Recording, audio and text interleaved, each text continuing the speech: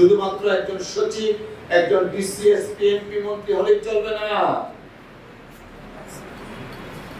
আমাদেরকে প্রকৃত মানুষ হতে হবে, সুমানুষ হতে হবে, সততাকে জীবনের আদর্শ হিসাবে গড়ে তুলতে হবে। মাদক এমন এক জিনিস যার করাল গ্রাস থেকে সে নিজেও যেমন মুক্ত না, তার পরিবারের কেউই কিন্তু মুক্ত না।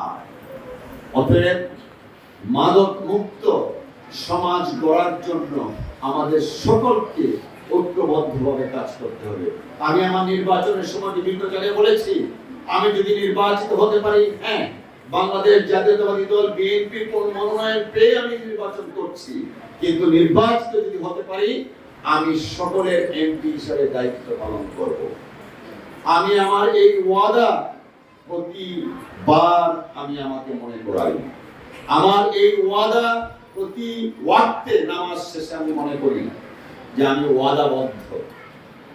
অতএব আমি প্রত্যেকের প্রতি দলমত পথ নির্বিশেষে সকলের প্রতি আহ্বান জানাবো, এনাফ ইজ এনাফ। স্বাধীনতার পর থেকে কলমাকান্দা যে পরিমাণ উন্নয়ন হওয়ার কথা ছিল, আনফরচুনেটলি হয়ে ওঠেনি।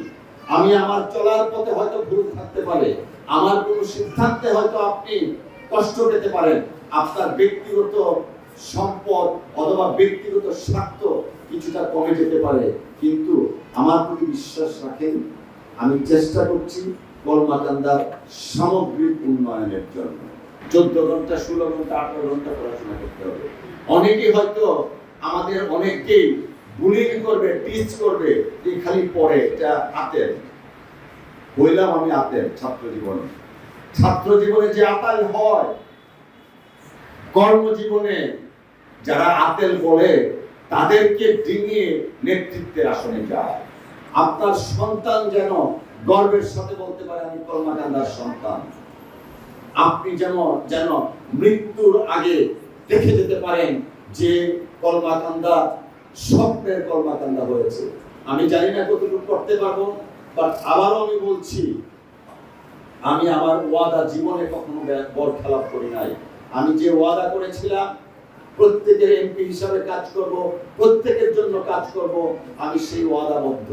আমি বিভিন্ন উন্নয়ন কর্মকাণ্ডে কোন গির্জা কোথায় আছে, কোন মন্দির কোথায় আছে, কোন মসজিদ কোন নেতার কাছে আছে, সেটা কিন্তু দেখছি না।